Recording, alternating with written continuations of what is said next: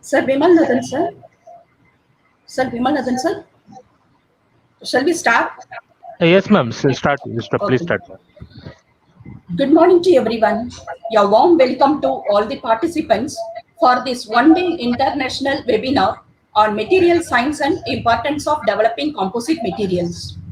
I, Dr. H. Uma Maheshwari, Professor and Head, Department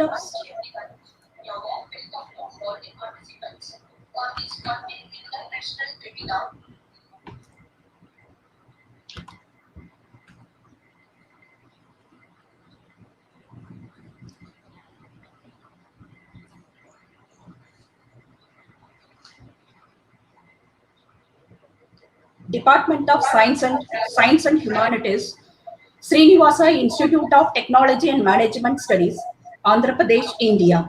On behalf of the Department of Science and Humanities, I welcome you all for this wonderful event.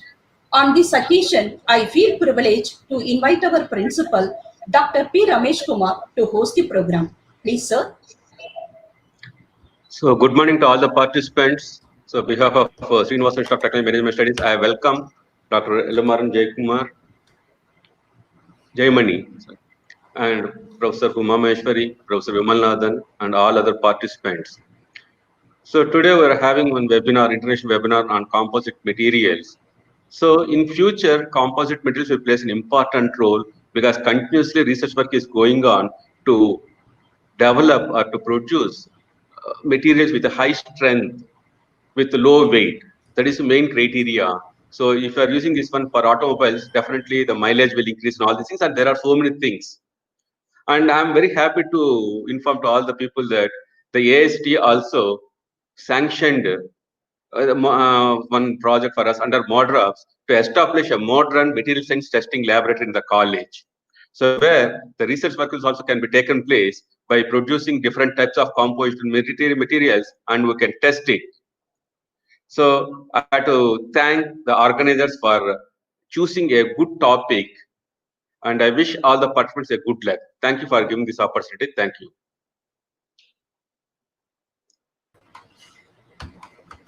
Now it is the high time to introduce our distinguished today's chief guest and speaker, Dr. Elammaran Jayamani. Dr. Elammaran Jayamani is currently serving as a senior lecturer and course coordinator for Mechanical Engineering program at the Faculty of Engineering, Computing and Science, Swinburne University of Technology, Sarawak Campus, Kuching, Sarawak, Malaysia. He received his Bachelor of Engineering in Mechanical and his Master of Technology in Energy from India.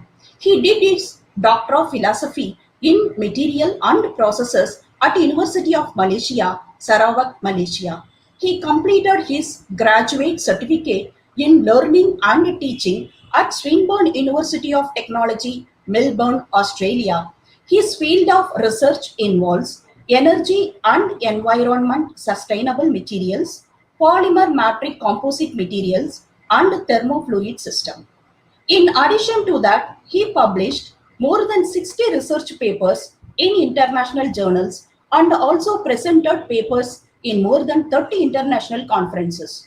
While coming to his academic achievement, he has over 15 years of teaching experience and also a registered graduate engineer in branch of mechanical engineering with Board of Engineers, Malaysia. Besides, he is an accredited supervisor for Masters by Research and Doctor of Philosophy Studies. Under his guidance, Masters and PhD students are graduated. Apart, he is a member of Institution of Mechanical Engineers, Chartered Engineers, and a life member in Indian Society for Technical Education. Now I feel immense pleasure to invite our today's chief guest and resource person to take over the session. Please, sir. Thank you very much, madam, for your nice introduction. Good morning to all of you. Thanks to organizers, thanks to Principal Mr. Ramesh Kumar, and thanks to Mechanical HOD, as well as thanks Dr. Uma Mageshwari for your introduction, at the same time for the arrangements. I would like to thank each and everyone participated to arrange this event, and thank you very much. And then at the same time, I would like to welcome all the participants to attend this particular session. I would like to share my screen and then I'll proceed for the presentation.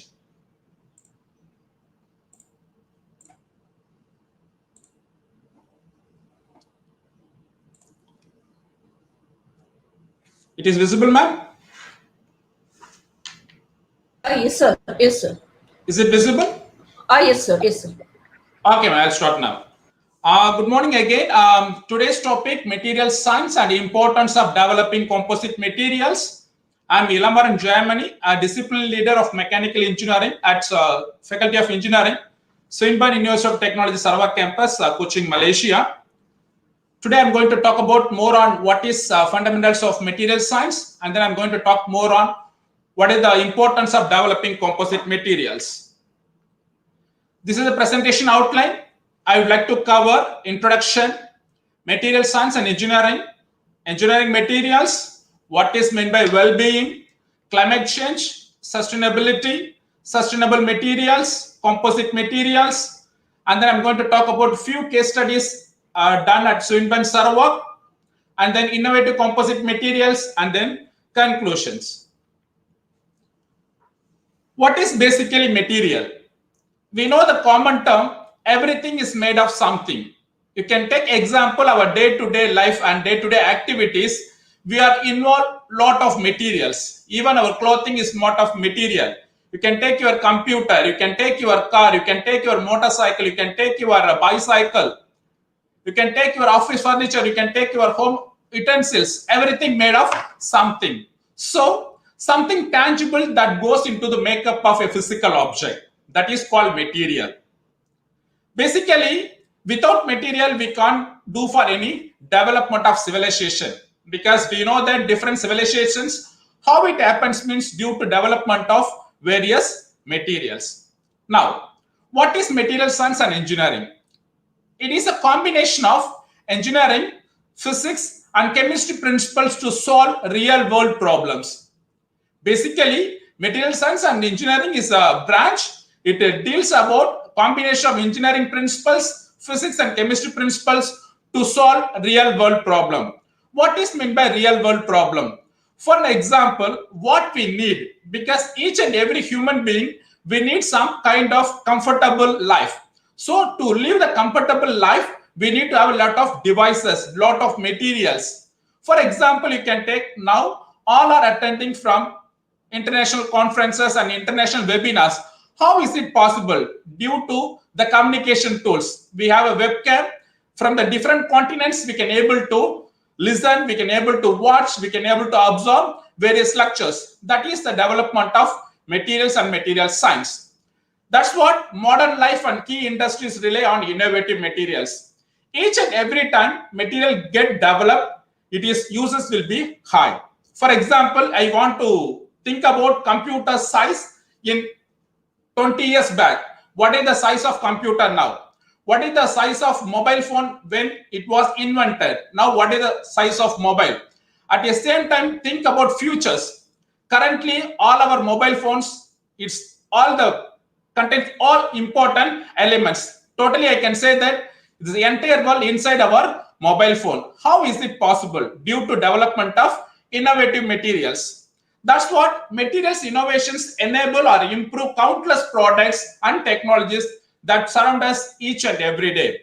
Still, researchers are developing lot of materials. Whenever materials are developed, we are going to make into products. Those products we are going to use in our future. Where this material science is applicable? Material science is associated with information technology, energy, manufacturing, and all major branches of engineering like mechanical, civil, electrical, biotechnology, nanotechnology, and biomedical. That's what material science and engineering is an important field of study. What exactly material science and engineering? You can see material science and engineering is the field that leads the discovery and development of stuff that makes everything work.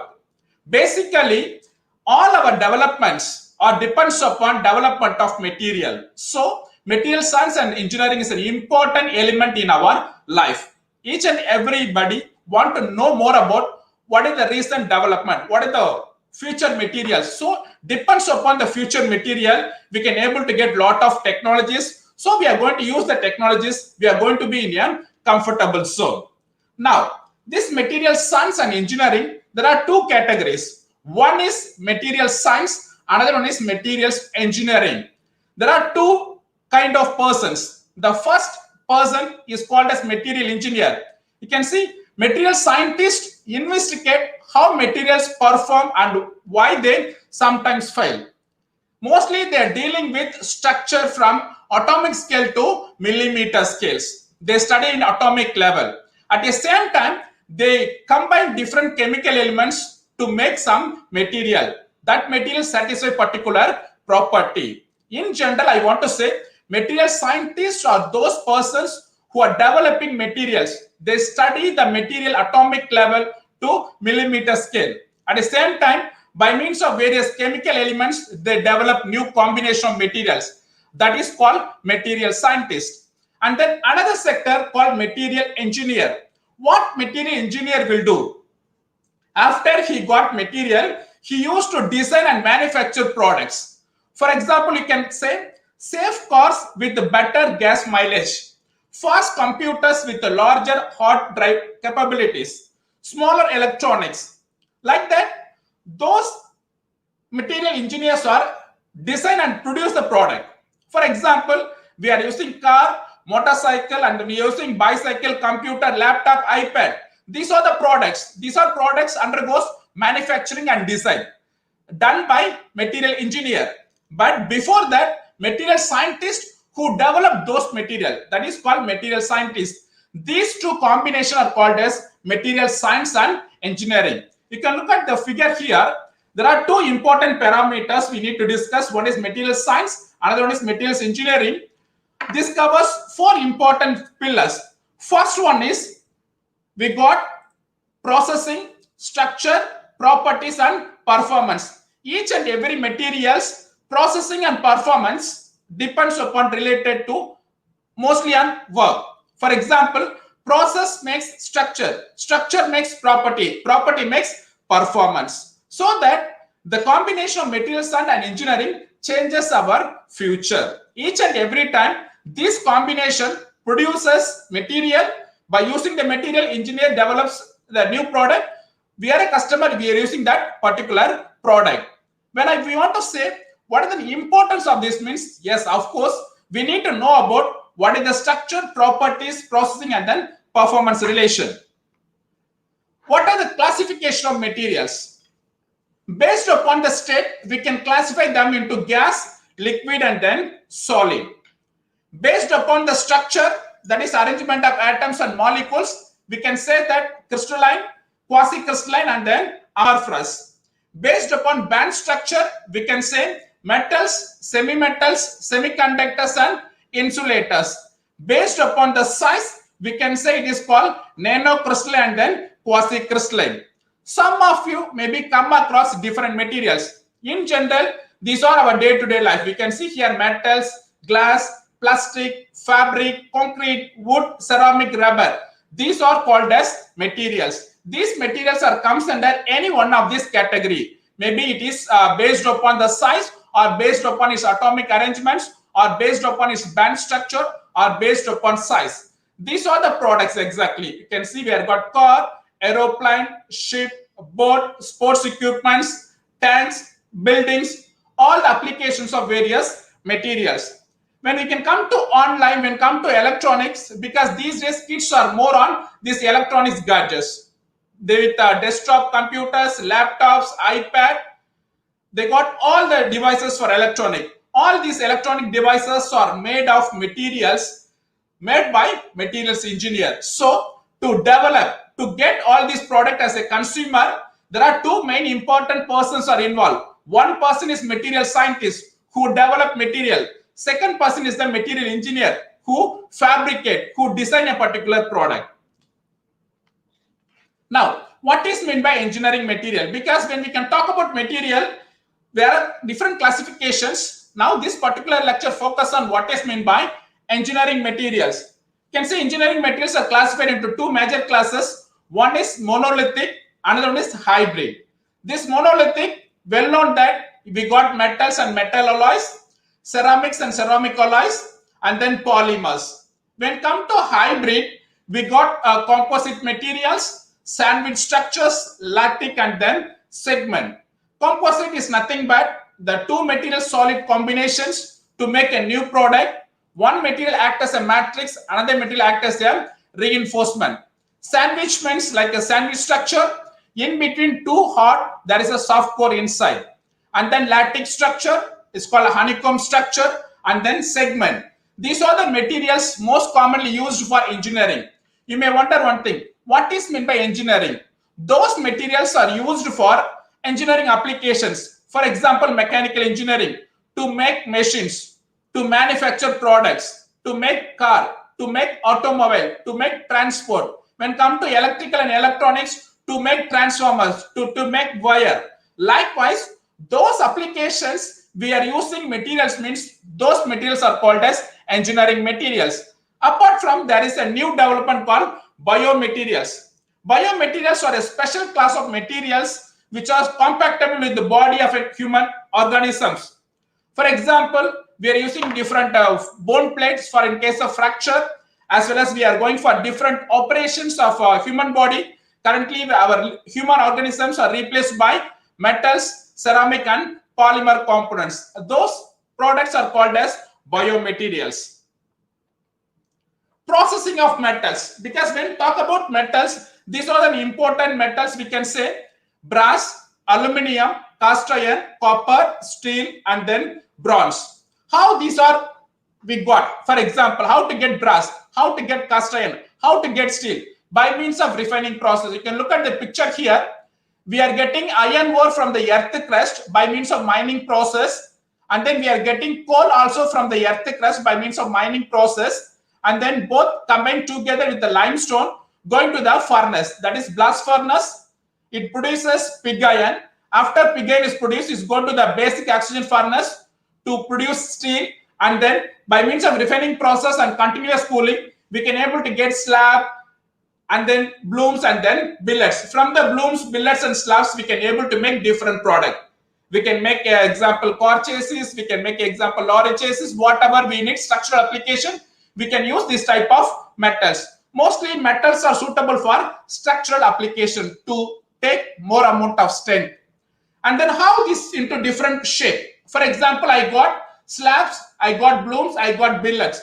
How to make into different product? By means of mechanical fabrication like casting, forming, machining, and joining, will change the shape and size. I want a particular shape and size means either following casting or following forming or by using machining or by using joining, I can able to get particular shape and size. And then how to improve the properties of this metal? By means of thermal processing, that is called heat treatment. There are various methods of heat treatment. Heat treatments are available like annealing, normalizing, hardening, and tempering, so that these heat treatment methods are undergoes heating and cooling of metals to get them properties. And then last one is case hardening to strengthen the steel. So that this particular slide shows you what is the processing of basic metals. These metals are got it from iron ore. Iron ore is a natural resource available in the earth crust. For example, if I want to make a steel or iron, I can get iron ore. In case I want to make aluminium, aluminum ore is there, brass also there, and then alloys is called bronze, steel, and then copper. Each and every ore is a natural resources. By means of refining process, we can able to produce these metal products. Polymers, the second important materials, that is most commonly used material. At the same time, there is a survey says that on the volumetric basis, we are using lot of polymers compared with metals. You can look at the picture. These are synthetic polymer products we are using in our day-to-day life. Okay, how these products, polymers are formed? Polymer means number of mers together. You can see mer is like this here, and then number of polymers together is called by means of polymerization process. We are making polymer. For example, ethylene. This is called polyethylene because ethylene is a monomer. Combination of lot of ethylene, we can say it's a polyethylene. It's by means of polymerization, either addition polymerization or by means of condensation polymerization, we can able to produce polymer products. How to make polymer into different shape? By these are the various shapes like extrusion, injection molding, blow molding, vacuum forming, compression molding, calendering, strip heating, rotational molding. These are the various machines, shape and size for you to know how to make polymer product. This is the most commonly used on a volumetric basis. The third one is processing of ceramic. Ceramic is also most important element in our day-to-day life because the most commonly used like metals, polymers, ceramics, and then composite. I'll go for the composite later. Now the ceramics. You may wonder one thing, where I can use ceramics. Ceramics most commonly used for tiles. For construction purpose, we are using lot of tiles. At the same time, in kitchens, we are using lot of ceramic component. At the same time, for the decorative purpose, we are using different types of ceramic products. So ceramic is also important for our day-to-day life activities. For example, how to make a ceramic product. You can see, for example, clay powder and then dispersing agent mixed with water. That is called slurry. The slurry is put it in the mold. The mold we can able to get this particular shape. After we can get the shape, we can go for sintering process. Sintering means heating process, and then we can able to get the ceramic. Normally ceramic, we know that how to get the part. That is a simple example. These are the various products made by using ceramic. So what I want to say here, the important elements or important materials in our day-to-day life are metals, polymers, and then ceramics. These are the property comparison because property is very, very important. Why is important means, as we discussed before, the important parameters are processing, structure, properties, performance. So it depends upon the processing. We can able to get the structure. Structure of metal is different from structure of ceramic. Structure of ceramic is different from structure of polymer. So structure decides the properties. You may wonder one thing, what is meant by property? Properties we can classify in terms of mechanical properties, electrical properties, optical properties, and thermal properties, and so on. For example, mechanical property, what is meant by strength? What is meant by hardness? What is meant by toughness? For electrical, what is the thermal conductivity? Whether the metal or the material is conduction or insulator. What is thermal expansion coefficient? What are the optical properties? So each and every material contains different properties, either mechanical, electrical, optical, or thermal. So depends upon the application, we have to choose the proper material to manufacture it. Okay, so that properties are very, very important. For example, mechanical properties here, tensile strength, comparison with metals, ceramics, polymers, and then composites. You can see metals got higher strength compared with ceramic and then polymers. But compare metals and composites more or less equal. What is the meaning of CFR? Means carbon fiber reinforced composites, glass fiber reinforced composites, as well as wood. Wood is the natural composite. That's what wood also comes under category of composite material. Similarly, you can compare resistance to fracture. Metals got high, and then ceramics, polymers, and then composite material. And then density wise, metals are highly dense like platinum, silver, copper, iron, titanium, and then followed by ceramic, polymers, and then composite. When come to stiffness, the more or less metal, ceramics, and composites are equal. Look at this picture. What I want to say, because by using metal, ceramic, and polymers, composites are also equal in capability of replace metals, ceramics, and then polymers. In general, by means of looking at the properties, either mechanical properties or electrical properties or thermal properties or optical properties, composites can able to replace conventional metals, ceramics, and then polymers. What is well-being? It's an important thing. Why we need to go for this well-being and then material science? We can first look at what is the definition of well-being. Well-being is when we feel a positive quality of life experience. Well-being is the state of being healthy, safe, and happy. Be clear. Well-being is the state of being healthy, safe, and happy. There are 6 aspects of well-being. Each and every aspects are interlinked with each other. For example, we got physical well-being, social well-being, emotional well-being, inner well-being, intellectual well-being, and then vocational well-being. For example, what is meant by physical well-being? Physical well-being is about being safe and good health. It relates to factors like diet, exercise, rest, and then sleep. You can look at the point here. Physical well-being is about being safe and then good health. But look at our atmosphere now. When you can look at our atmosphere, we got air pollution, we got water pollution, we got land pollution, and then we got noise pollution due to population and then urbanizations. So that safe and good health is a question mark to everybody now. So we are lacking in physical well-being. That's what I want to mention here. How to overcome this problem? That's what we are going to discuss later on. So the meaning of physical well-being being safe and good health. But to get a good health, we need a fresh air, fresh water, fresh land, that is soil. But at the moment, due to overuse, we have spoiled water, air, and then land, so that is polluted already. So for us, everybody, the question mark is how to be well-being, that is physically well-being. The second one, intellectual well-being. It comes from pursuing challenging and stimulating activities for development and growth. Because each and every personality, we have our own ambition, that is the activities to develop and then grow ourselves. It involves creativity, curiosity, and then openness to new idea. Due to this particular factor only, material scientists, material engineers could develop different materials and then different products from the materials. Social well-being is the state of positive relationship with people. Okay, at the moment, the pandemic situation, the social well-being is a question mark to everybody. Because why this pandemic situation? What happened? What is COVID-19? Because we know that we spoiled our natural resources lot and lot for the past 60 to 70 years. By how means? Due to overuse of metal, ceramic, and then polymer-based basic materials. That is why the problem of social stability, social trust, and then social connectedness. So that there is a problem with social well-being as well. Vocational well-being is the ability to achieve personal satisfaction, fulfillment from work, maintain balance of our life. That is, we can say work and life balance or work and family balance. But at this pandemic situation, in general, we are forced to work a lot, but there is no balance in our life. That is vocational well-being, also big question mark to us.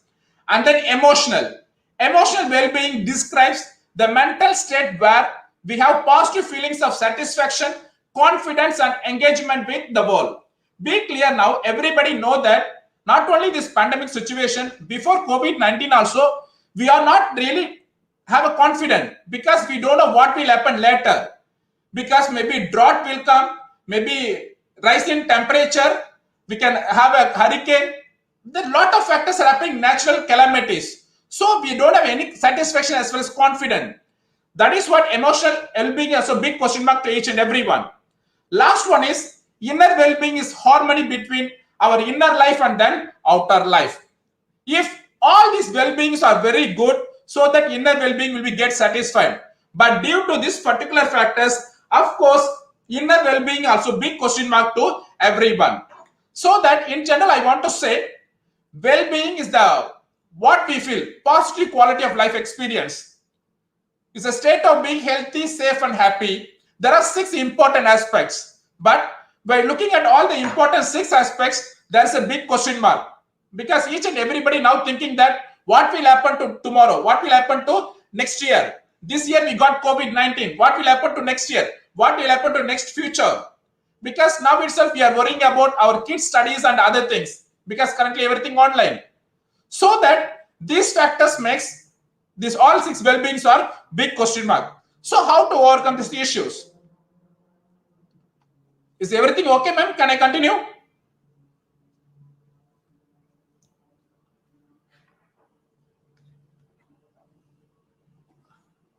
Hello, ma'am. It's okay. Everything I can continue now.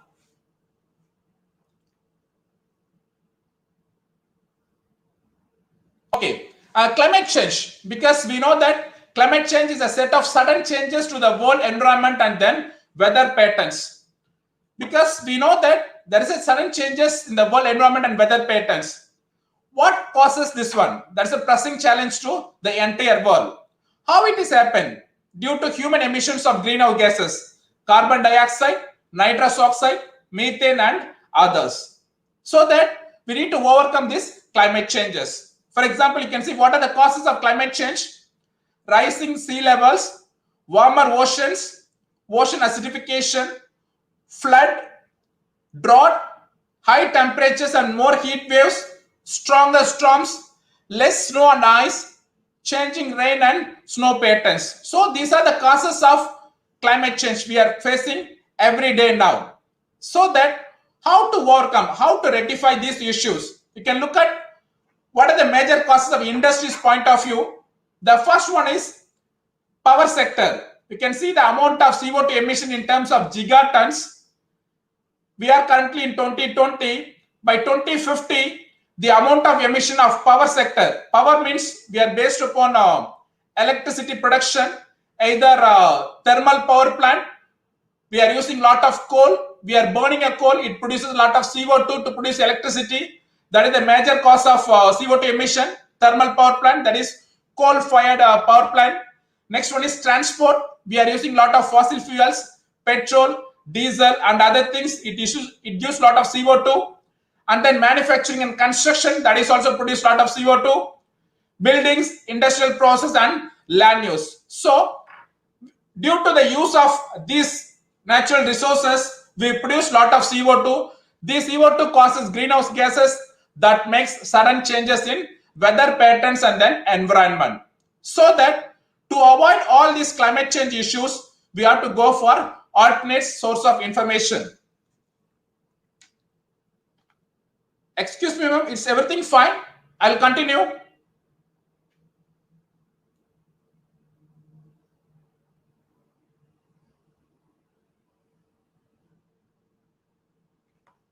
Sustainability. Sustainability, there are important things to be discussed. What is exactly sustainable development? You can look at the definition.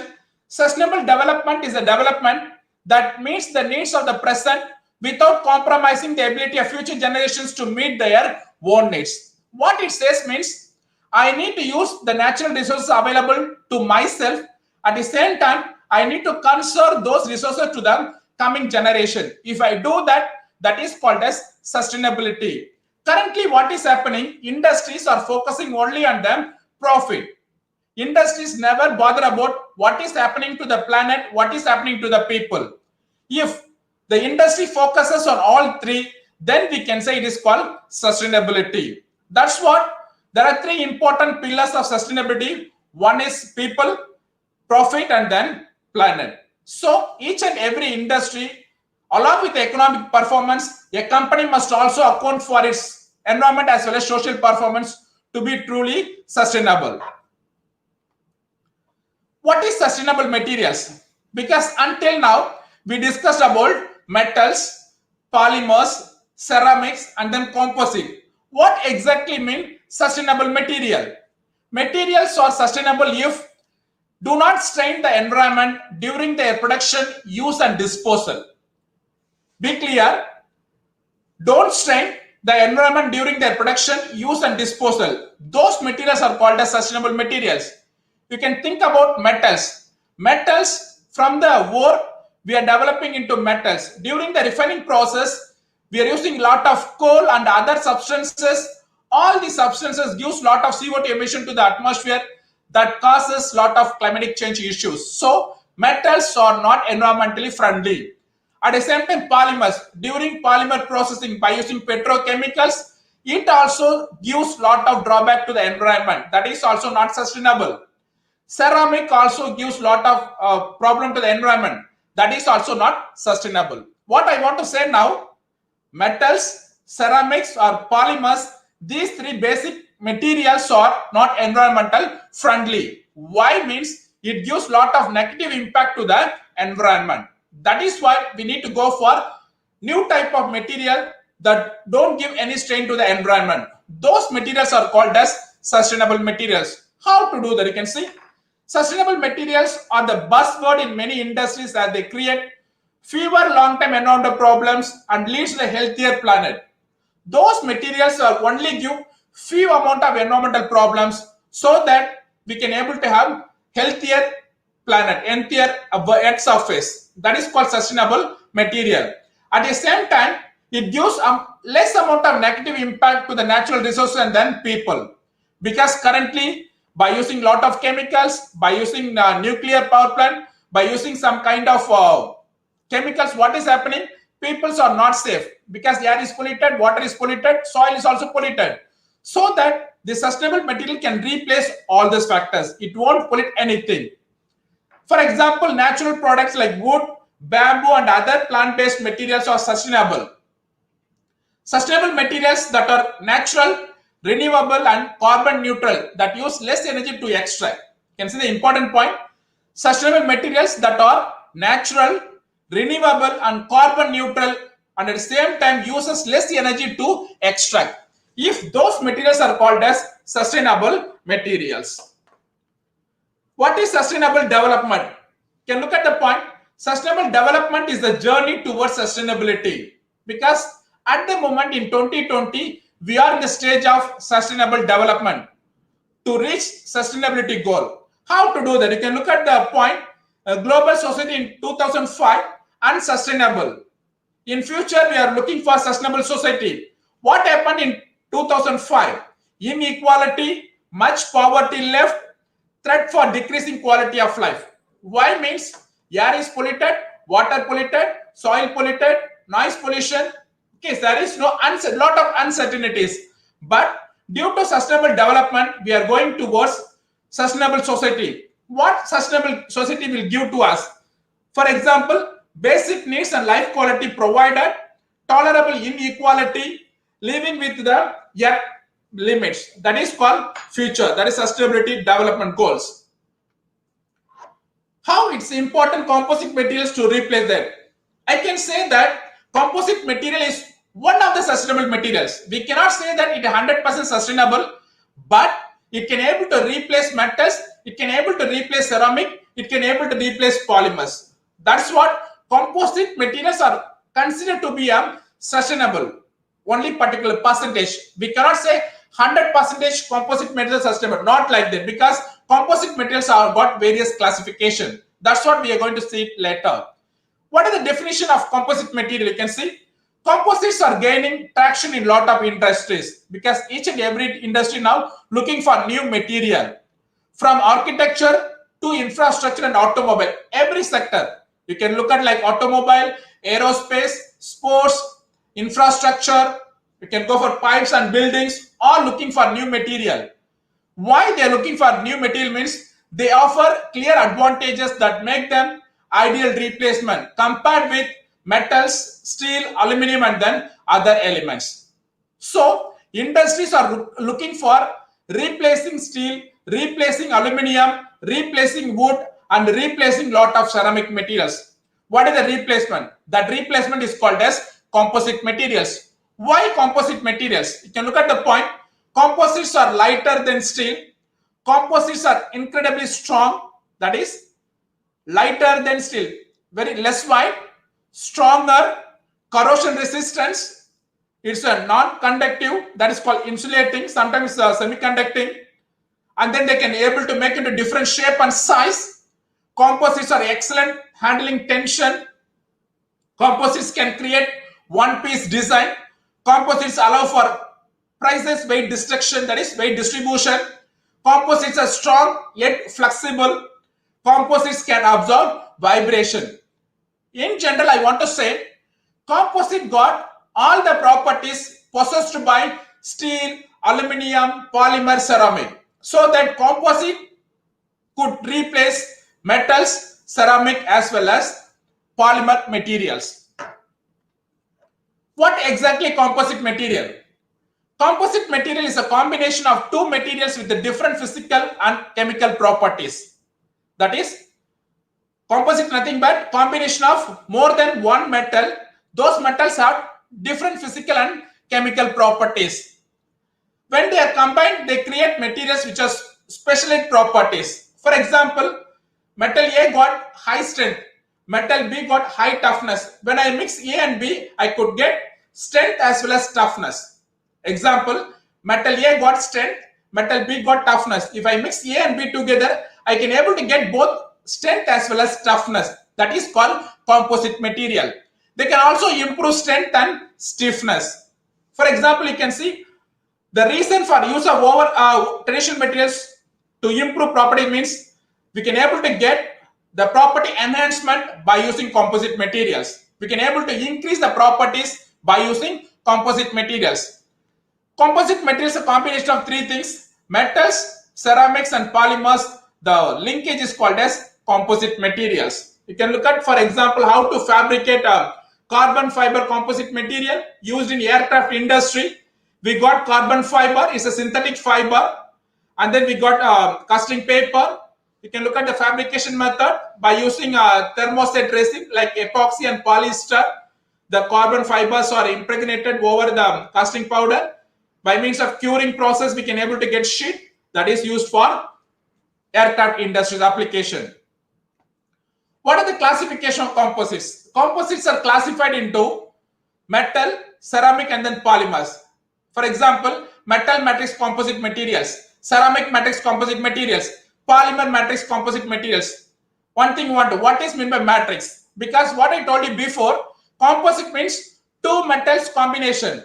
One metal acting as a matrix, another metal acting as a reinforcement. That is what metal matrix composite material means. Metal is the matrix. Ceramic matrix composite material means ceramic is the matrix material. Polymer matrix composite means polymer acting as a matrix material. Matrix means is a major element to hold the fibers inside. The polymers again we can classify into natural and then synthetic polymers. And then the reinforcement. You can see based upon the reinforcement, fibrous, particulate, and then laminate. The fibers, natural fibers or synthetic fibers. Again, these natural fibers we can have in terms of biofiber, petroleum-based plastics, biofiber, bioplastic, green composites. We can make hybrid and then textile biocomposites. When we can talk about synthetic, we got carbon fiber, e-glass fiber, and then armid fiber. Natural fibers also we got based upon natural products like bamboo fiber, coconut fiber, coir fiber. We got lot of natural fibers. We'll discuss later. This is the composite classification. Composite means combination of matrix and then reinforcement. That's why it's called as composite material. The matrix may be metal, ceramic, or polymer.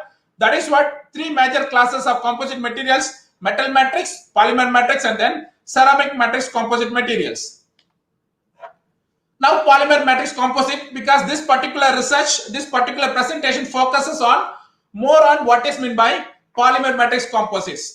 How to make polymer matrix composites? Because the name itself polymer matrix, polymer acting as a matrix material, the reinforcement may be some other else. For example, you can see how to make polymer composites: virgin plastic, that is recycled plastic from petroleum or renewable sources, and then fibers from natural fibers or recycled fillers, from industrial core products like oven, non-oven, chopped, long, short.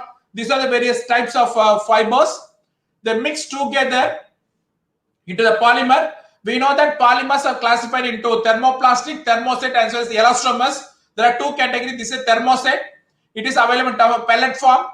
By means of extrusion compounding, we can able to produce composite products by means of injection molding or extrusion. By using thermoset mostly the resin is a liquid resin like epoxy, polyester. Pre-processing steps like compression molding, thermoforming, vacuum assisted resin transfer molding, pultrusion, we can able to make into product. So what is meant by polymer matrix composite means polymer is the matrix material. We are going to have some kind of fibers. These fibers may be natural fibers or it may be recycled fibers used along with the polymers to get into the product. Even in our day-to-day life, we are using lot of products. We are thinking that is made of plastic, but it's not really made of plastic. That is made of polymer matrix composites. You can look at these are the materials made by using polymer matrix composites. Now I'm going to discuss a few case studies. It's done by our master students in Swinburne University Sarawak campus. This is one of the PhD student. He did composite materials for sound absorption. This is a case study number 1, composites for sound absorbing materials. Now, introduction for this particular topic. What is meant by sound absorbing material? Because sound absorbing materials, what is the necessity now? It's an important question. Why we need to go for sound absorbing material? You look at the point, the problem is noise pollution. Why noise pollution happen? You can look at urbanization, industrialization, population growth. We are using a lot of transport, so a lot of machines are there, lot of productions going on. So noise pollution is intentional. It comes from everywhere. So that how to avoid noise pollution? We need to use sound absorbing material. In olden days, that is 2 to 3 decades before, we used raw material and synthetic fiber as a sound absorbing material. But the problem is raw materials are short in supply because of we are cutting lot of trees. Raw materials short in supply. Synthetic fibers are not environmentally friendly because synthetic fibers means we are using glass fiber, carbon fiber, e-glass fiber, asbestos. These are not environmental friendly. It causes a human health problem. It causes problem to the environment. So there is a replacement needed. That replacement is called as lignocellulosic fiber reinforced polymer matrix composite. That's called polymer matrix composite material. You can look at the sketch here. The world noisiest cities like Guangzhou, China is the number 1, followed by New Delhi is a noisy city, Cairo, Mumbai, Istanbul, Beijing, Barcelona, Mexico City. Likewise, these are the noisiest cities. So whenever we want to leave the city, the building materials, we need sound absorbing material a lot. We cannot use more amount of wood and other synthetic fibers. So this particular research focusing on sound absorbing material made of polymer matrix composite materials. How to make these materials? These are the natural fibers and composite materials. You can look at the point. Natural fiber composites, there are 2 classes. Natural fiber composite means the fiber is natural fiber, the matrix is polymer here. These are the plant fibers or cellulosic fiber. These are the matrix material. The plant fibers we use like bast fibers like flax, hemp, kenaf, jute, urine, and then leaf fibers we use pineapple, banana, sisal, apsa and all these things. Seed fibers, cotton, kapok and coir. Fruit fibers like coconut. Wood fibers like hard and softwood. Some grasses as well as reed like wheat, oat, barley, rice, straw, bamboo, bagasse, corn. These are the various grass fibers. So these are the fibers available in natural. These are completely biodegradable. These are 100% completely biodegradable.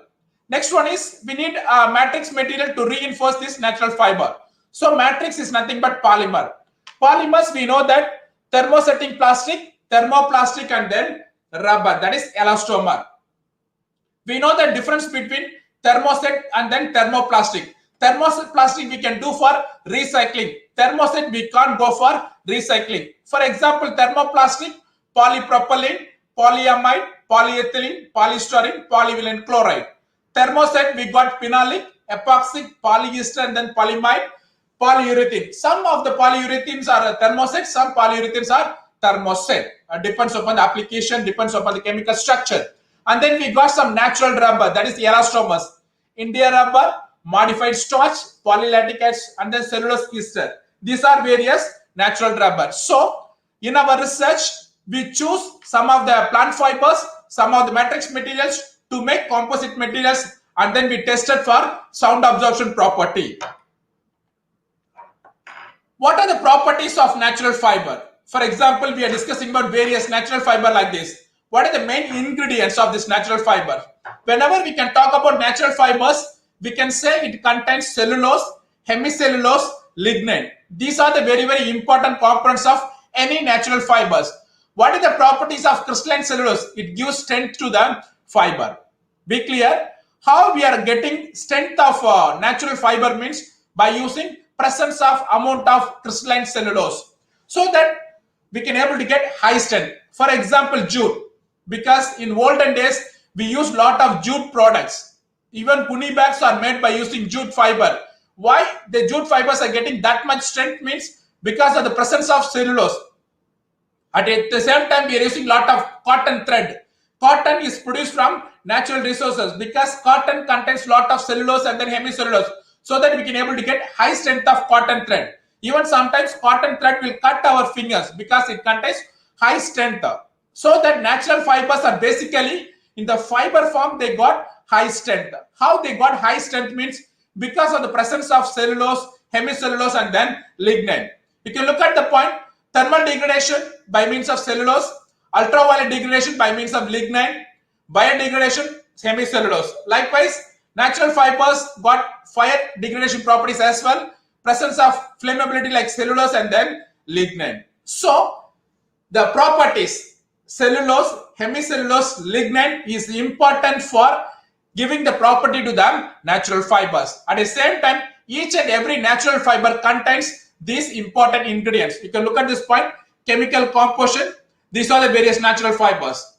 What are the chemical composition means? Each and every natural fiber contains cellulose, hemicellulose, lignin, pectin, wax, ash and then moisture. These are the important chemical composition of any natural fibers.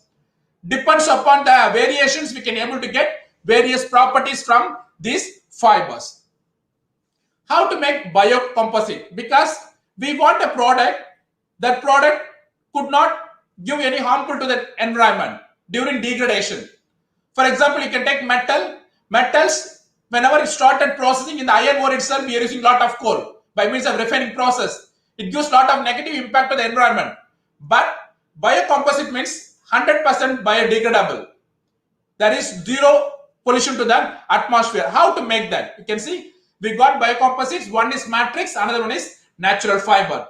Again, there are two classes of matrix: fully degradable, partially degradable. So we have to choose. We cannot say that all the composites are environmental friendly. Not like that. For example, fully degradable with natural fiber, yes, we can say it's 100% biodegradable. But some of the matrix, some of the polymers are partially degradable, so that composites are not environmental friendly.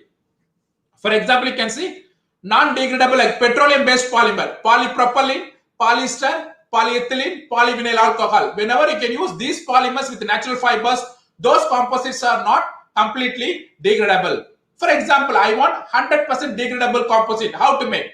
By using this type of matrix. For example, you can see biodegradable natural-based polymer, polylactide, thermoplastic starch, cellulose, polyhydroxyalkanate. When you can use these polymer with the natural fibers, yes, I can say that this particular combination is 100% degradable. That material is called as sustainable material. Why it is sustainable means it will not give any negative impact to the atmosphere. Another kind of biodegradable petroleum-based polymers like lipatic polyester, lipatic aromatic polyester, polyester amide. These are various classes. So what I want to say here, when I want make 100% biodegradable composite means I must use fully degradable polymer, that is plastic, along with the natural fiber. That combination I can say is completely biodegradable composite material. Methodology we adopted in Swinburne Sarawak. Selection of materials. These are the fiber we choose because in Malaysia, Kuching, Sarawak, we got lot of paddy plant. So rice straw stem. Loofah we got here. Oil palm empty fruit bunch. We know that Malaysia is the exporter of lot of palm oil. Here got lot of palm oil plant, so that we can get a palm oil empty fruit bunch as the natural fiber. Sisal as well as betel nut fiber. And then each and every natural fiber undergoes kind of treatment, surface treatment. What is the surface treatment means? It's a must process because natural fibers are growing in nature. It may contain lot of impurities. It may contain lot of waxes. It contains lot of other substances. We need to remove the impurities from the natural fiber by means of surface treatment.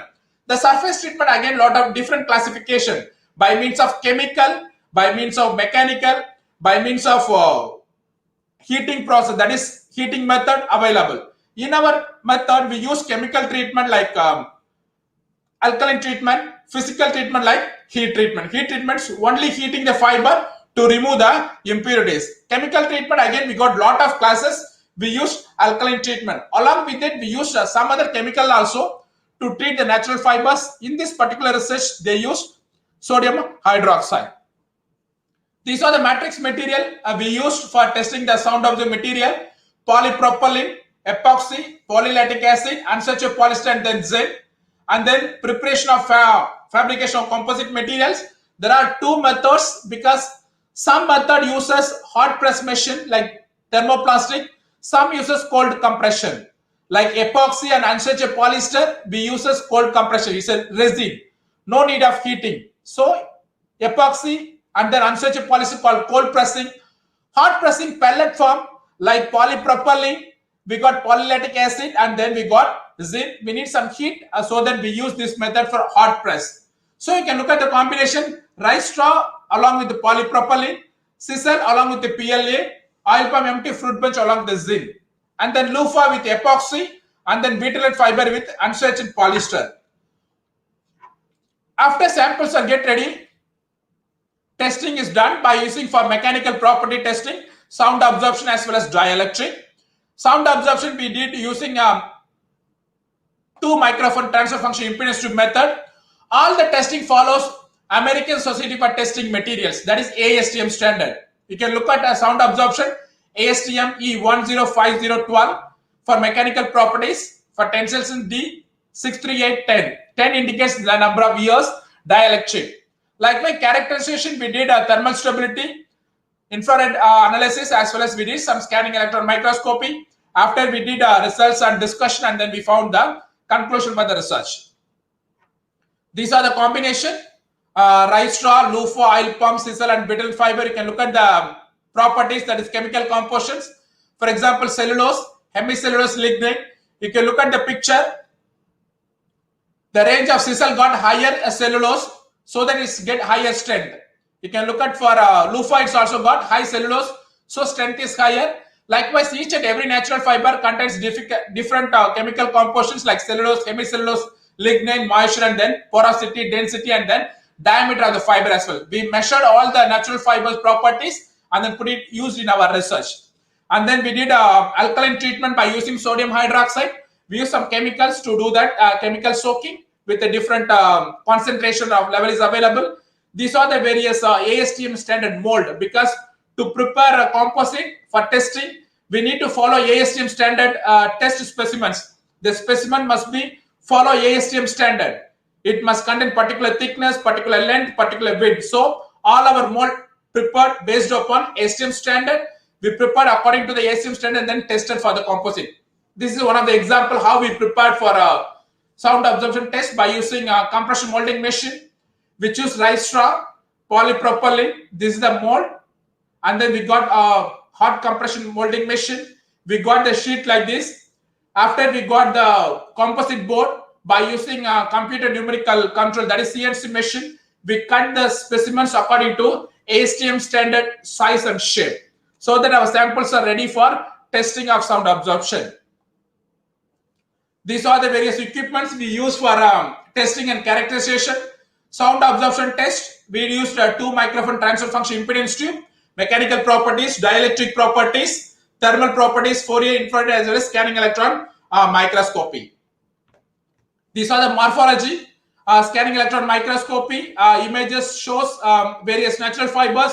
You can look at images of loofah fiber, images of butylate fiber, and images of rice straw fiber. What the difference means, each and every natural fibers, they got hollow lumen structure inside. These hollow lumen structures are useful for sound absorption. That's what we found out. This is a loofah structure, differs from the butylate fiber, that differs from the rice straw. So each and every natural fibers contains a different hollow lumen structure. Based upon the hollow lumen structure, it can able to absorb sound in different level. These are the sound absorption, we got it. Whenever we can increase the number of percentage of fillers, that is fibers, the sound absorption coefficient will be higher. For example, you can see sound absorption coefficient, it goes higher when the fiber percentage is higher. At the same time, whenever the thickness of the material is higher, the sound absorption coefficient is also higher for the case. You can look at the SEM images of various fiber distribution. How the fibers are distributed. This is the loofah fiber. This is sisal fiber. This is a rice-straw fiber. This one is the polymer matrix. This is a natural fiber. So that we can able to see the difference between fiber and polymer by using scanning electron microscopy. At the same time, we can able to know what is the level of porosity. You can see the interface. This is a polymer. This is natural fiber. When you use untreated fiber, there is a gap between fiber and then polymer. But after treatment, we can able to remove the gap. That's what chemical treatments are very, very important. In general, surface treatment. You can do any type of surface treatment, either chemical, mechanical, or you can use any other physical method. Those treatments are useful for surface interface, because whenever interface is good, it can transfer the stress from matrix to the fiber. If there is a lot of gap between fiber and matrix, means the matrix could not transfer the stress to the fiber, then the failure takes place easier. So that treatment is very, very important for interface. Whenever the composite interface is very good, so that matrix transfers load to the fiber, so that the strength is higher. For that reason only, we need to go for surface treatment. How to verify the surface treatment? By means of looking at scanning electron microscopy. You can look at by using SEM, we can able to see the gap exists between fiber and matrix. Here there is no gap. That shows that the effectiveness of the surface treatment of natural fiber. How we can differentiate surface treatment fibers? You can look at the point. This is the impurities and dust on the surface of the fiber before untreated fiber. After treatment, it is removed. We can able to get the smooth and rough surfaces. Okay, these are the SEM images shows before and after treatment of natural fibers. Fourier transfer infrared spectroscopy. Why we need to go for FTIR? You can see that term. Fourier transfer infrared spectroscopy is an analytical technique used to identify organic, polymeric, and then some cases inorganic material. That is analytical tool used to identify the compound, either organic, polymeric, or inorganic. At the same time, this FTIR could give what is the properties like chemical properties of the samples. You can see the term. The FTIR analysis method uses infrared lights to scan test samples and observe chemical properties. Why we are using infrared means because you can look at the point. Chemical structures, molecules produce different spectrum fringements. For each and every molecule and chemical substance present in the fiber, they can react differently. So that by using FTIR, we can able to identify exactly what is the structure, what is the chemical bonding exists between the natural fiber. You can able to see the surface composition of treated and untreated fiber by using FTIR. At the same time, we use here in our research Shimano equipment from the frequency ranges from 400 to 4000 centimeter, the range of frequency, to test all our samples so that we can able to get functional groups of the fibers. These are the sample preparation methods for FTIR. These are the constituent of natural fibers. The main constituents like cellulose, hemicellulose, lignin, pectin, and then wax. These are the way when you can look at the SEM, you can able to see the structure like this. There are a lot of cellulose, and then cellulose are connected with a lot of hemicellulose, and then outer layer we have a lignin surrounding both cellulose as well as hemicellulose. What exactly the chemical structure? This is the chemical you can see hydrocarbon, hemicellulose structure, cellulose structure, and then lignin. You can see a lot of bonding between C and then H. Okay, that is due to the bonding of C and H, we can able to get different structures. So by using FTIR, we are going to identify what kind of structure, that is C bonding structure or OH structure or CC structure exists among the fiber, how it is removed by using chemical treatment. We are going to test by using FTIR. For example, you can see effect of alkaline treatment. You can look at the picture here. Before treatment, it contains lot of surface impurities, oil and wax, and then cellulose. After chemical treatment, the structure gets changed. There is a removal of oil, there is a removal of wax, we can able to identify. At the same time, we can note that there is a changes in cellulose structure, that is crystalline cellulose changes. Okay, these are the bond of cellulose, that is OH, and then these are the bonds for hemicellulose as well as lignin. Okay, the common functional groups found in natural fibers are hydroxyl groups, amino groups, and then carboxyl groups. Either these carboxyl groups will be the ketones or carbonyls as well as aldehydes. Okay, so it depends upon the bonding we can able to identify how it is related to each other. These are the various absorption bond of natural fibers, how they react. You can see stretching, vibrations of OH, NH and then CH, CC and then triple bond with CN and then XYN. So what we can identify here means what type of compound exists in the natural fiber. For example, you can look at the point CH alkanes, what is the range of frequency it will appear, whether it's a strong, medium or it is a less strong. You can look at this point here, CH alkenes here, the range will be 3000 to 395. Here CH alkanes 330, strong bond. So that when we can have a references like that, after to get the FTIR test, we can able to identify whether a carbon with a single bond with H or carbon a double bond with another carbon or carbon triple bond with another carbon. So that we OH bond, each and every bond structure we can able to identify by using FTIR. At the same time, we can able to identify whether this bonding will be stretching, bending or rocking or scissoring, so that each and every plane chemical substance react with the various ways with chemical treatment, so that by using FTIR we can able to identify that. We can see natural fiber infrared peaks. These are our research found. These are the various peaks of natural fibers from 3550 to 3650. OH stretching in free or weakly H bonded hydroxyls. 320034 OH stretching in H bonded hydroxyl, CH stretching region. So by using this reference table, we can able to identify, we can able to compare our results with this table. You can look at, these are the FTIR, we got it for alkaline treated samples. This is untreated fiber. This is alkaline treated fibers. We can able to see how this impact of treatments removes particular bond. You can look at 1024, 1151, this 1788. These are the bond where the removal takes place due to alkaline treatment. When you can make a tablet like this, we can able to identify. You can look at the point here. CH deformation and CH to symmetric, the CH bending of amorphous and crystalline cellulose 1460.11 due to alkaline treatments disappeared. CO bond of alkylate group in xylene and hemicellulose removal takes place at a frequency of 1271 due to alkaline treatment. At the same time, CO and CC stretching band of xylenes and COCC stretching of removed by using alkaline treatment at a frequency of 1151. So what I want to say here, each and every chemical structure we can able to identify from the natural fiber because these are the combinations. Generally, this is a lignin structure, hemicellulose structure and hemicellulose structure.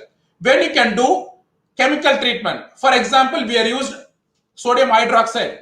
Maybe you can use some other chemicals also do that treatment. So each and every chemical treatment changes the structures in different way. How to identify this means by using FTIR. For example, you can use heat treatment. This bonding will change. You can use some kind of other chemicals. The bonding will differ. You can use mechanical tumbling. This bonding will change. So by using FTIR, we could identify the bond changes takes place during and before and after treatment. And then thermogrammetric analysis. This is one of the characterization we did in our research. What is the purpose of conducting thermogrammetric analysis means? TGA is useful for the following measurements. Composition analysis of multi-component material. Exactly, composite is nothing but multi-component material because composite is a combination of two or more metals. So we can able to identify composition analysis. We can able to identify thermal stabilities of the materials. We can able to identify oxidative stabilities. We can able to identify decomposition kinetics. At the same time, we can able to identify moisture and volatile content in the material or substance used in the composite material. So TGA is also one of the important characterization to identify these factors in the composite materials or sample preparation. You can look at the graph here. These are our research found here. We used pure polypropylene along with the 10% of rice straw, 15% of rice straw, 20% and then 25%. You can look at the graph, you can able to identify very clearly. Pure polypropylene got only one step degradation. But you can look at all the remaining 4, it's called 2-step degradation, because composites are always 2-step degradation, because it's a combination of polymer and then natural fiber. Whenever the combination of 2 elements takes place, we can able to see them 2-step degradation. But in case of pure polypropylene, there is only 1 step of degradation takes place. But by using the composites, we can able to see 2 steps of degradation. And also depends upon the percentage of natural fiber, either 10, 15, 20 or 25. We can able to see the graph. You can see at the 25 and the bottommost part. What are the meaning means? It takes long time to degrade. That's what we identified here. You can look at the foundings. The mass loss that takes place up to 100 degrees centigrade in all fibers used in the study may be associated with the water loss caused by vaporization of moisture, because basically all the natural fibers are hydrophobic. It contains hydrophilic, that contains moisture within. A small percentage of water loss absorbed in chemically treated fibers compared with untreated. The meaning will be after treatment with the chemical, the moisture will be get removed a lot, so that it takes long time to degradation. And then other findings, what we found that, because as I said before, the main ingredients of any natural fibers like cellulose, hemicellulose, lignin, and then pectin waxes. So these also degradation takes place. At what temperature it will take place? For example, you can see while the decomposition of lignin was only just started, others get started. You can see example, decomposition of other fiber components such as waxes, glycoids, and pectin took place at these lower temperatures. From 110 until 220, these waxes and the pectin start degradation, even though lignin started. Degradation of fiber does not occur till 250 degrees centigrade. What it indicates means natural fibers can withstand temperatures until 250 degrees centigrade. We know that polymers got the melting point maximum of 200 250, so that natural fiber polymer combination is very good for material combination. That is what currently lot of research going on, polymer based matrix with the natural fibers or polymer based composites with synthetic fiber. Lot of research already exists. Polymers with synthetic fibers like carbon fiber, epoxy fiber, and then we can got a glass fiber, armid fiber. These are synthetic fibers, but synthetic fibers are give some harmful effect to the environment. That is why researchers are now looking for natural fibers. By looking at the degradation, natural fibers will degrade after 250 degrees centigrade, so that it's suitable for using polymers to give higher properties. At the same time, the NOx treated fibers takes long time to degrade. You can see without treatment, 272 degrees centigrade degradation starts. However, fibers treated with sodium hydroxide degradation at higher temperatures ranging from 310 to 320. What it shows means, by means of TGA analysis, we found that without treatment, the degradation is faster. After treatment, the fibers can withstand high thermal stability. That's what we found in our research. At the same time, we can able to identify at what range of temperatures this hemicellulose and cellulose starts degradation. You can look at this point. Decomposition of both cellulose and hemicellulose in the fiber from temperatures 330 degrees centigrade and above. Okay, and then at 400 degrees centigrade, degradation of fibers can be seen as a result of break of bonds on proto-lignin. At a temperature, higher temperature, lignin starts degrade. What I want to say here, lignin is the component started in the beginning, but takes long time to decomposition. It ranges from 200 to 500 degrees centigrade. In general, what we want to say, surface treatment improves thermal stability of natural fiber composite. That's what from our TGA study we got it. Surface treatment improves thermal performance of natural fiber composites. And then this is another case study, bone plate material. This is also one of our master students. He did by using polymer matrix composite materials, bioengineering and biomaterials. We know that currently metals, polymers, ceramics and composite. Now there's a new class called biomaterials. It is used in bioengineering. First of all, we need to know what is meant by exactly bioengineering, because mostly we know, but in general, we know that mechanical, electrical, civil, chemical, those engineering branch we know. Bioengineering is a rare field of engineering.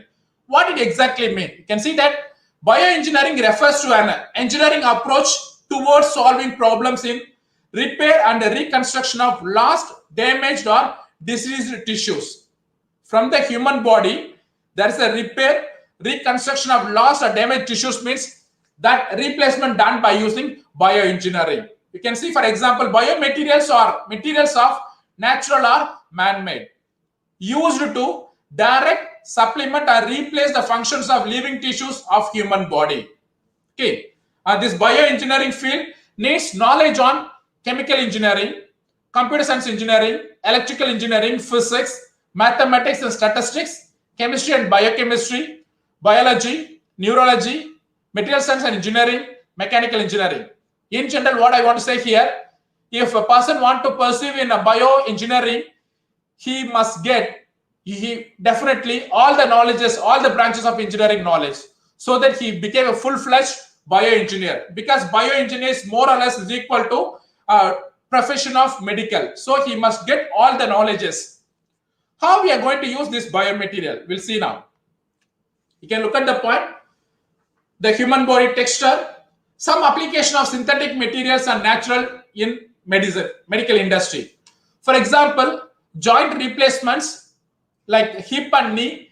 Currently, we are using titanium alloys, stainless steel or polyethylene. Bone plate for fracture fixation, stainless steel, and then cobalt chromium alloy. Most commonly, whenever the accident happened, we are going for bone plate fixation using stainless steel or cobalt chromium alloy. Bone cement, we are using polymethylene acrylate. Likewise, cardiovascular system like blood vessels, we are using Teflon and then polyurethane. Heart wall, we are using stainless steel carbon materials. Catheter, we are using silicone rubber and then Teflon. In case of organs like artificial heart, currently material is polyurethane. Skin repair template, silicone collagen compound.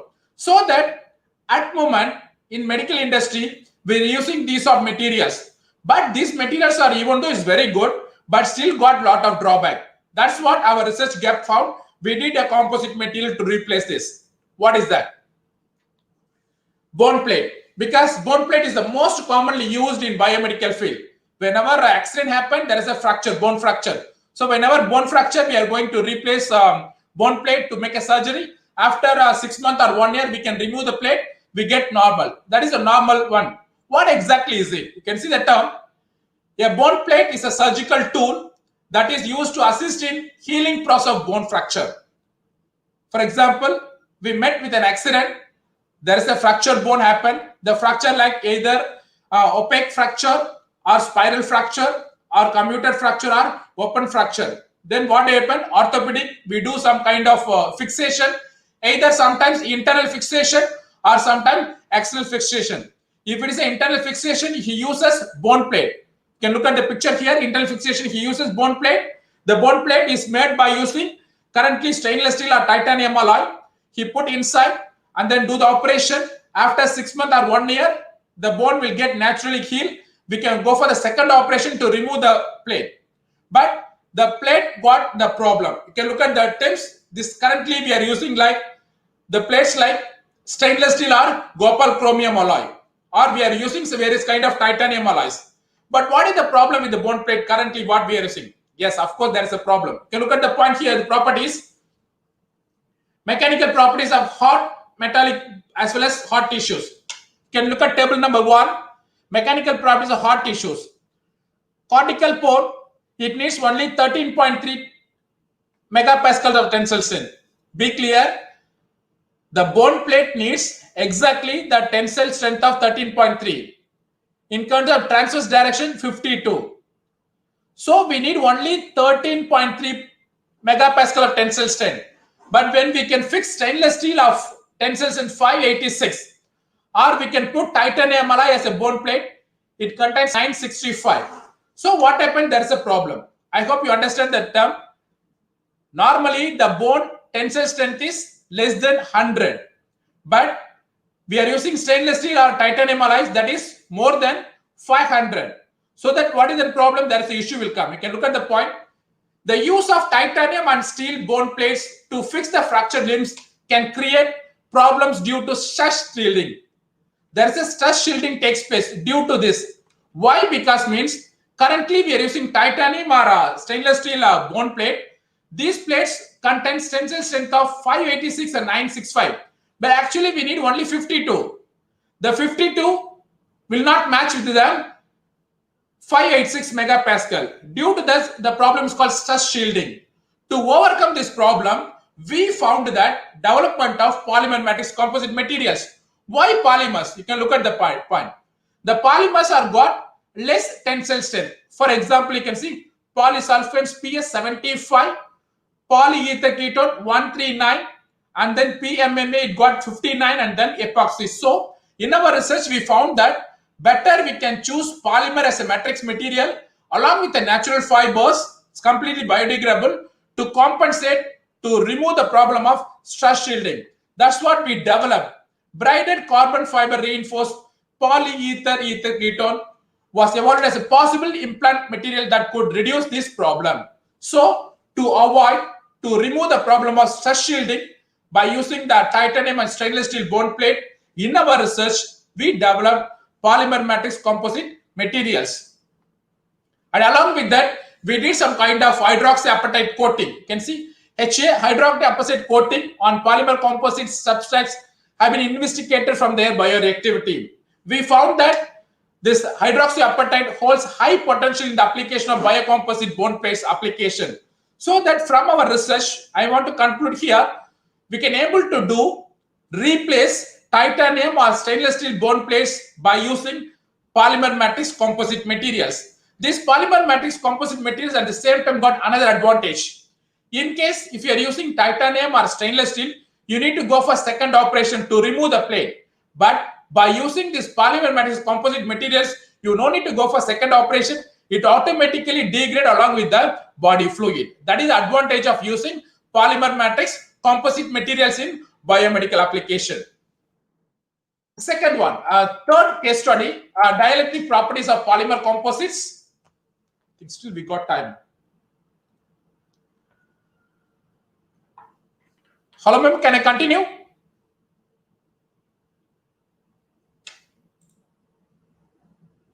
Dielectric materials of polymer composites. Actually, dielectric materials are also termed as dielectrics.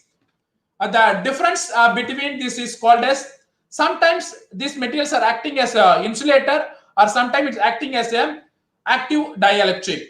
Why means, for example, these materials are used in most electrical and electronic industries. For example, you can look at the definition. Insulating materials are also termed as dielectric. The difference in name between dielectric and insulator lies the application to which these materials are put. If it is used to prevent the flow of electricity, means that is called insulator, that is passive dielectric. Otherwise, if they are used for charge storage, means that is called as active dielectric material. The primary problem of dielectric, traditionally dielectric materials are made from inorganic substances like mica and silicon dioxide. But inorganic substances have higher thermal properties. It needs high temperature to do the fabrication. At the same time, it is brittle. So that the researchers went for polymer-based dielectric materials. But polymers-based dielectric materials also got issues because it is degraded with atmosphere. At the same time, it not good have mechanical strength. So that in our research, we developed natural fibers reinforced polymer matrix composites. What I want to say here, traditionally in olden days, mica and silicon dioxide, mostly the ceramics are used as dielectric materials. But ceramics needs high amount of thermal energy to process it. At the same time, they are brittle. So that researchers are used polymers-based dielectric materials because polymers acting as a good insulator as well as a charge storage. But polymers are degraded very faster with atmosphere, at the same time weak in mechanical strength. So in our research, we want to improve these two properties. We used natural fibers reinforced polymer matrix composites to do that. These are the polymers we used: loofah, sisal, betel nut, and the rice straw. These are the natural fibers and polymers like unsaturated polyester, polypropylene, epoxy, and then polylactic acid. We did a fabrication by using hot compression molding machine. These are the products we fabricated. These are the hot press condition, that is optimization like pressure, temperature, and then heating time and then cooling time. These are the measurement equipment we used in our research, like HP impedance analyzer to measure the dielectric properties of the sample. The samples of 50 mm in diameter and 5 mm in thickness. This equipment able to measure until the frequency of 2 megahertz, so that we can able to get the dielectric values. These are the dielectric properties of various materials. Pure epoxy, 10% of loofah, 20%, 30%, and 35%. It shows that whenever the higher the percentage of fiber, the dielectric value will be higher, because we are increasing natural fibers or contains moisture, so that its charge storage capacity will be higher for that. This is for treated and untreated fibers. Untreated fibers will give higher dielectric compared with the treated fibers. Why? Because during the treatment, the moistures get removed, so that there is a less amount of moisture, so that the dielectric value also get lower. So untreated fibers gives higher amount of dielectric properties. These are the other researches done on dielectric properties of polymer composites. More or less our values are more matches with their own research. Innovative composite materials, why it is an important composites, why we need to develop composite means composites are currently used in wide variety of market, including like aerospace, architecture, automobile, energy, infrastructure, marine, military, and then sports and recreation. Why using the aerospace application? You can look at the graph. To construct the aircraft, at the moment 50% already composite material, remaining 50% only they are using titanium, aluminum, and then other metals like steel and then other elements. So that what it shows that in aerospace industries 50% already they uses composite material. Either these composite materials may be based upon synthetic fiber or based upon natural fiber. Why they are going for this means composites offer several advantages: lower in weight and resist in corrosion, excellent fatigue strength, and then stiffness. At the same time, we can able to make it a different shape, design flexibilities are available. Why we need to go for composite for aircraft industry means basically we need to reduce the weight of the aircraft. Once the weight is reduced, automatically it consumes less amount of fuel.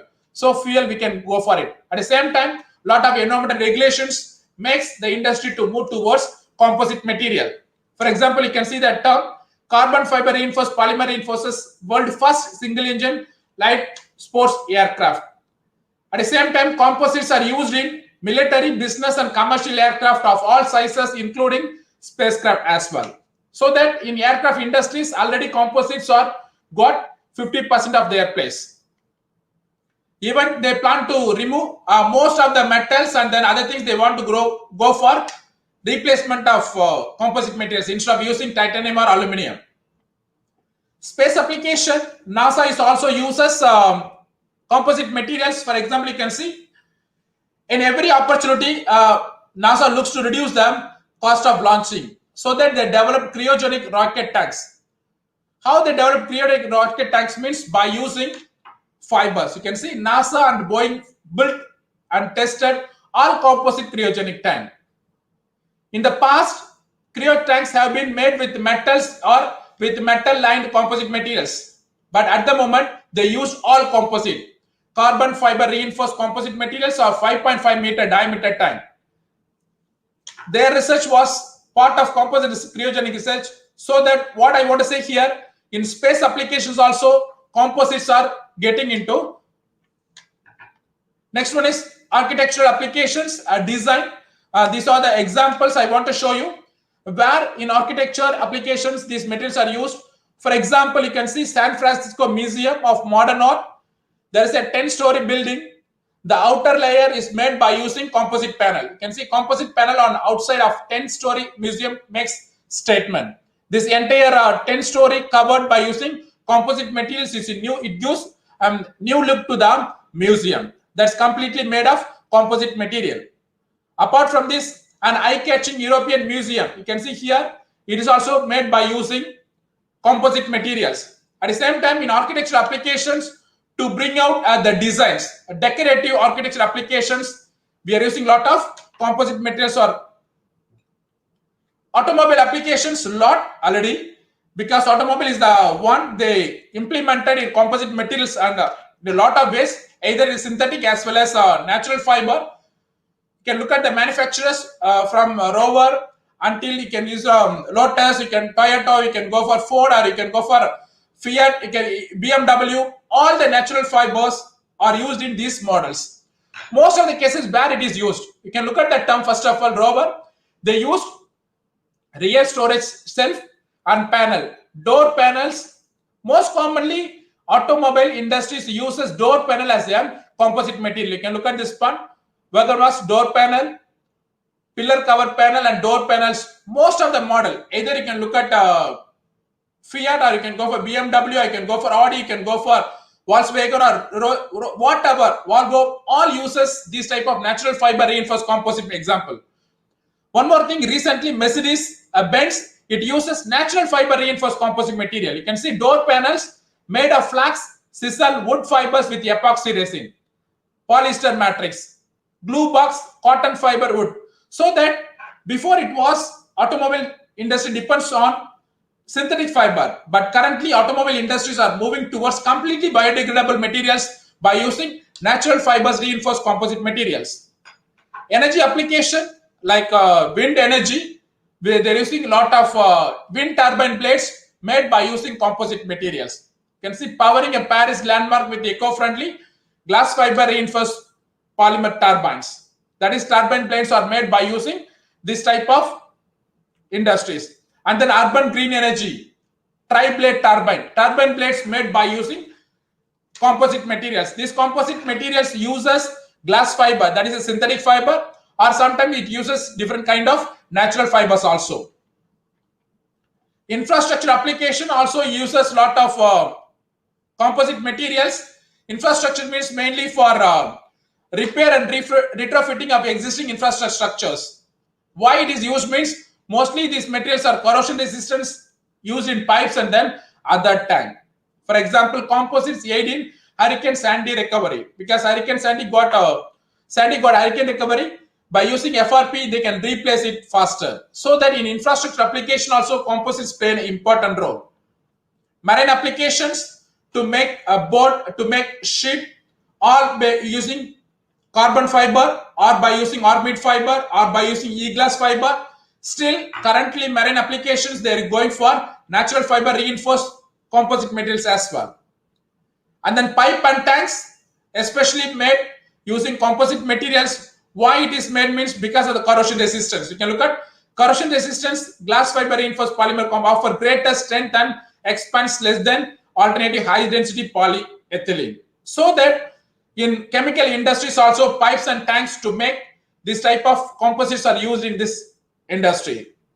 Sports and recreation also uses a lot of composite, like bicycles are made by using composite materials.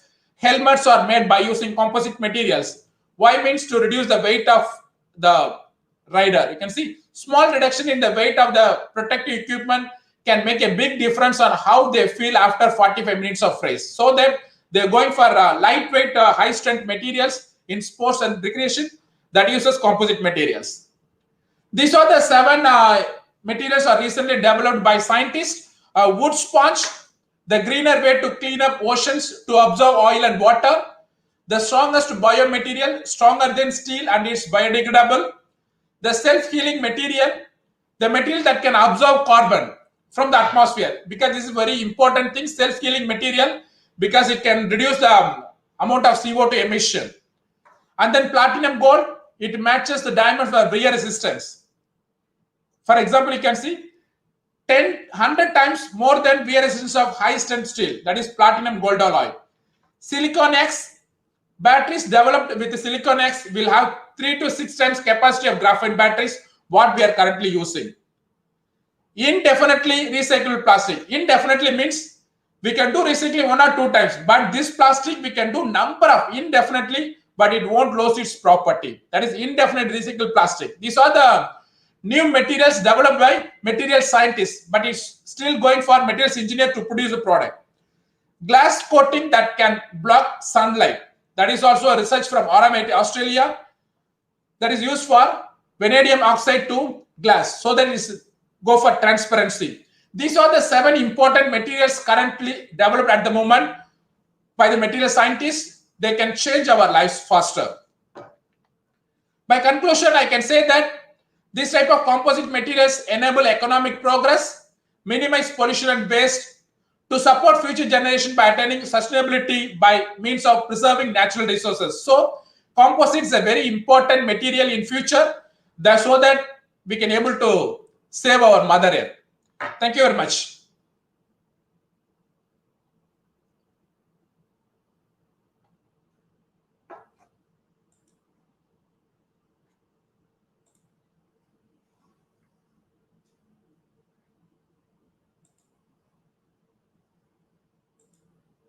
Thank you, ma'am.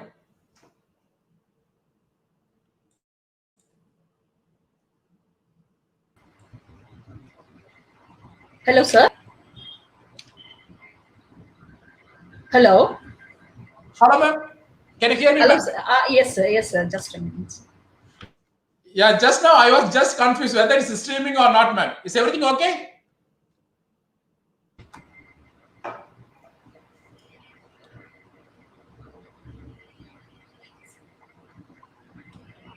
Hello, sir. Sir, could you hear me, sir? Could you hear me, sir? Yes, ma'am. Yes, ma'am. Okay, sir. There are few questions from participant side. First one by Pravan. How much temperature it takes to come out our material? Temperature dependency asked. And then one more, what is the sustainability strengths? If you reuse composite materials, what is the sustainability strength properties will reduce or not? Ma'am, depends upon the polymer we are using. For example, we got thermoplastic and thermoset. In case of thermoplastic, we are using polypropylene or polyethylene or polylactic acid. Each and every polymer contains range of melting point. Depends upon the melting point. For example, polylactic acid, we need to go for 160 degrees centigrade. Not only the melting point, sometimes when you can use that depends upon the machine. Either we are using injection molding machine or compression molding machine, or we are using hot press machine. Depends upon the machine also. We need to optimize first of all and then come to the point. We cannot simply say that this particular temperature suits. Not like that. We have to work on machine. We need to optimize temperature, pressure, heating time and cooling time. Then only we can able to get the correct product, ma'am. Okay, thank you, sir. And one more question. Our composite materials are recyclable. Yes, ma'am. Some composites are recyclable. For example, we are using completely biodegradable polymer, completely biodegradable natural fiber, then it is recyclable. If we are using non-biodegradable polymer, we can't do recycling. Depends upon the use of polymer. Oh, thank you, sir. And one more question. Which material is used in Aditya space flight program? They use synthetic fibers based composite, ma'am. They not use natural fiber. They use synthetic fiber, carbon fiber. Okay. And next question is from Renuka. And sir, specify nanomaterials are used in sunscreen lotion, cream and other products. Are they eco-friendly? Are they eco-friendly composites? If the nanoparticles are produced from natural fibers or natural product, then it won't give any harmful to them. If it is nanoparticles are produced from petroleum-based one, that is not good for health. Okay, sir. Thank you for your kind clarification about the queries. Sorry for the time, ma'am, because I didn't note the time. It consumes a lot of time. Oh, sorry for that. Thank you, sir. Thank you, sir. It's all right, sir. No problem, sir. And coming to the vote of thanks, it is a timeless time, limitless time. And on behalf of the Srinivasa Institute of Technology and Management Studies, to dispatch the vote of thanks on the successful completion of this webinar. Firstly, I convey my wholehearted thanks to our today's chief guest and resource person, Dr. Elammaran Jayamani, for sharing his priceless talk with us. Thank you, sir. Next, I convey my thanks to all the participants who have attended and made this webinar a grand success. Next, I like to extend my plausible thanks to our college chairperson, Srimati D.A. Satyaprabha, and trustee members of Srinivasa Trust, and our college principal, Dr. P. Ramesh Kumar sir, for giving their moral support and encouragement in completing this webinar. Finally, I convey my precious thanks to Dr. K. Vimalnathan, Professor, Mechanical Engineering Department, for his technical support in organizing the webinar, and also the faculty members of Science and Humanities, non-teaching staff of SITAMS who assisted me directly and indirectly for completing the webinar with grand success. Once again, thank you for all. Thank you, sir. Thank you, ma'am. Yes, thank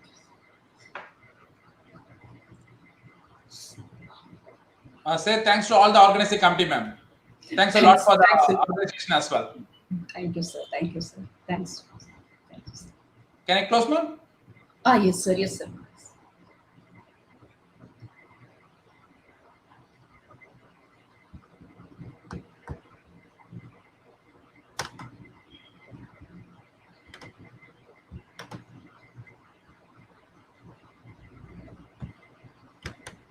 Madam, shall we close, ma'am? Yes, sir.